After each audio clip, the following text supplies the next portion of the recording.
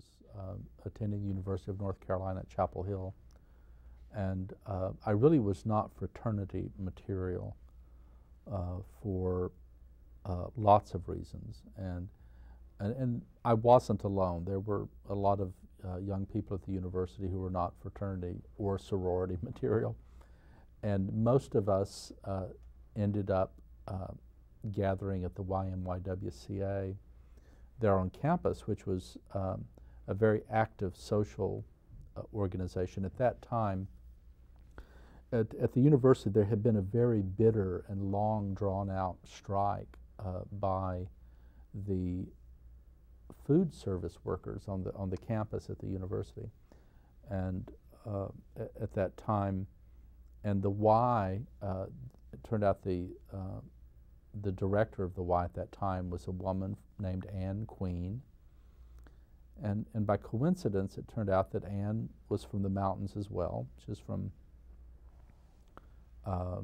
Jackson County, and it turned out that Anne and I were distant cousins by marriage. Her one of my great uncles, Sidney Queen, was a relative of hers, and so it turned out that we had a distant sort of relationship, and Anne was the mediator for the strike. She had come forward, and she was trained as a chaplain. She had attended the Harvard Divinity School,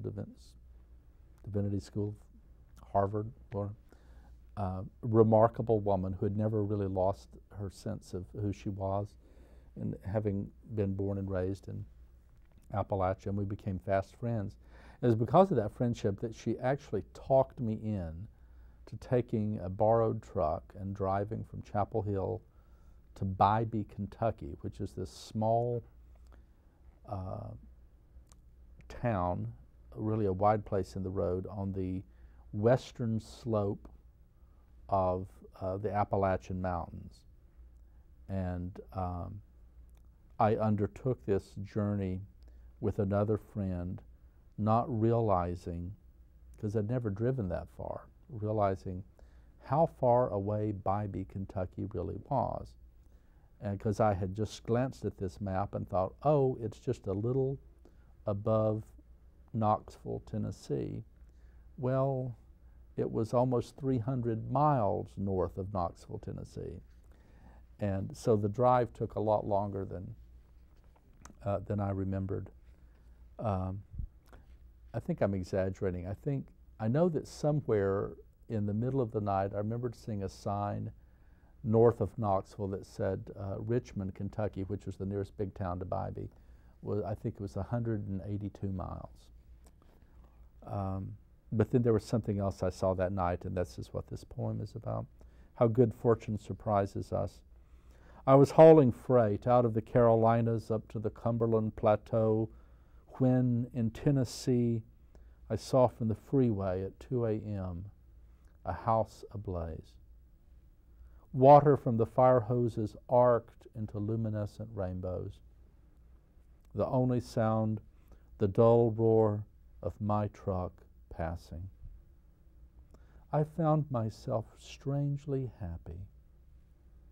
It was misfortune on that cold night, falling on someone's house, but not mine. Not mine. And actually what had inspired or jolted that memory that created that poem was that long drive was certainly in my memory, but it had to do one day here in California simply being stuck in traffic on the freeway, and the reason I was stuck in traffic was because the traffic was slowing down, because there had been an accident, and the traffic had slowed because people would slow down to look at the accident, and it just sort of triggered that memory about why is it that we are willing to slow down sometimes to look at someone else's tragedy and have, I think, immediately some sense of relief that yes, this is a tragedy, but it's not mine.